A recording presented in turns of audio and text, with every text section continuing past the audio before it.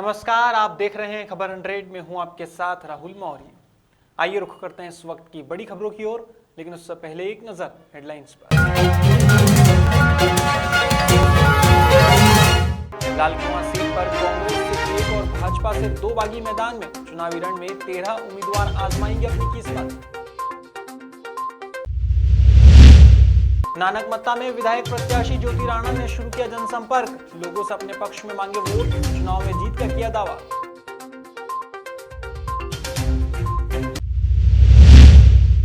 और मध्य प्रदेश में अजाक्स ने उठाई आरक्षित वर्ग की मांग। सीएम और राज्यपाल के नाम सौंपे ज्ञापन। आरक्षित वर्ग की मांग को मजबूती देने का प्रयास।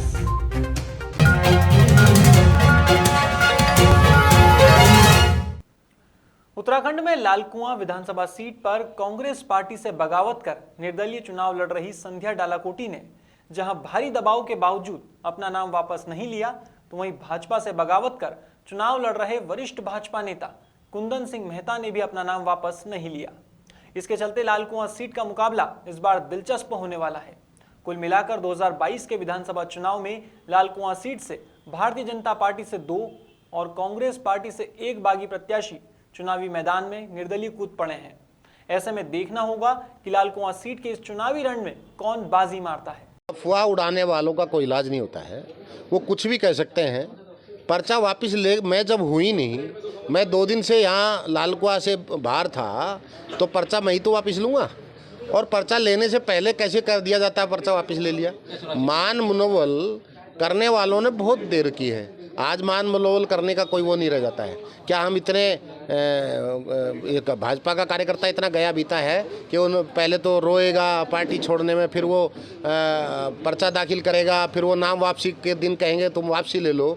तो ये हमारे कोई मान मर्यादा नहीं है, ये जनता की मान मर्यादा नहीं है जिन्होंने मेरा समर्थन किया था।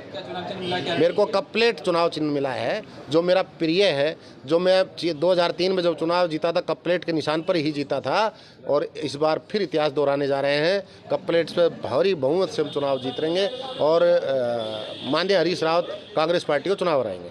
नानकमत्ता में समाजवादी पार्टी से ज्योति राणा ने जनसंपर्क तेज कर दिया है। इस दौरान उनका सहयोग कर रहे डॉक्टर हसन ने बताया कि आने वाले समय की विधायक ज्योति राणा ही होगी।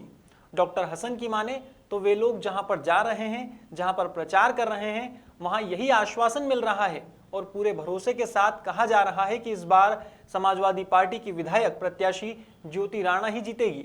ऐसे में देखना दिलचस्प होगा कि चुनावी नतीजों में पलड़ा किसकी ओर झुकेगा।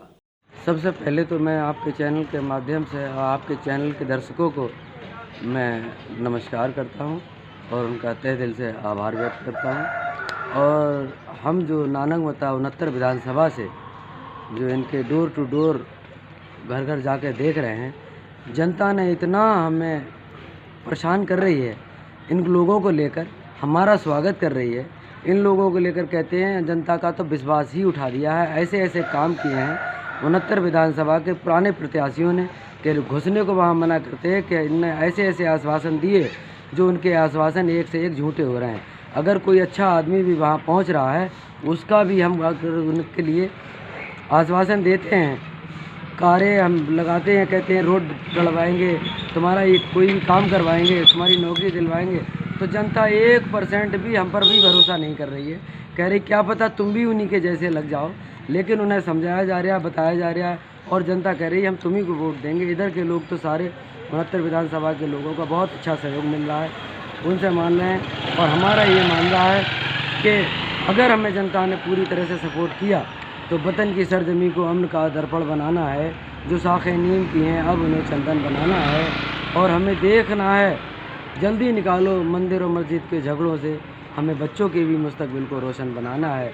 इन लोगों ने नानकमत्ता 69 विधानसभा के क्षेत्र के प्रत्याशियों ने इतना गलत काम किया है। रोड, नाली, नल कहीं ऐसे नहीं लगे हुए किसी गरीब उन्हीं के यहाँ जो जाके वहाँ थोड़ा पानी पी सकें। बहुत परेशान है, बड़ा प्रतंडित है।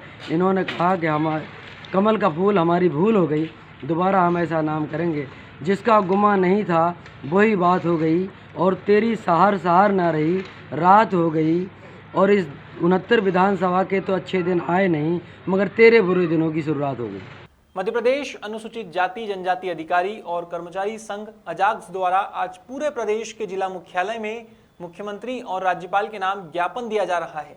इसी कड़ी में इंदौर में भी अजाक्स ने ज्ञापन सौंपकर आरक्षित वर्ग की मांग को मजबूती से रखने की बात कही है। बता दें, मंगलवार को पदोन्नति में आरक्षण हेतु गठित मंत्री समूह के सदस्य मंत्री तुलसीराम सिलावट के निज निवास पर पहुंचे। यहां उन्हें समाज की चिंताओं से अवगत कराया गया और विशेष अनुरोध किया गया कि मंत्री समूह की बैठक में पदोन्नति नियम 2017 को लागू करने के लिए अपना पक्ष मजबूती से रखें। हालांकि मंत्री तुलसी सिलावट भोपाल में थे, जिसके चलते उन्होंने टेलीफोन से सभी साथियों को संबोधित किया है और आश्वासन दिया है कि वे उनकी बातों को मंत्री समूह की बैठक में अवश्य रखेंगे। अध्यक्ष महोदय के निर्देश पे आज हम माननीय मंत्री जी को ज्ञापन देने आए थे। हमारी यही मांग है कि चूँकि माननीय सुप्रीम कोर्ट ने भी ये निर्देश जारी किए हैं राज्य सरकारों को कि वो अपने स्तर पे प्रमोशन में आरक्षण दे सकते हैं। तो हमारा राज्य सरकार से यही मांग है कि प्रमोशन आरक्षण नियम 2017 जो बना है उसे अविलंब लागू करें और हमारी समस्याओं को हल करें।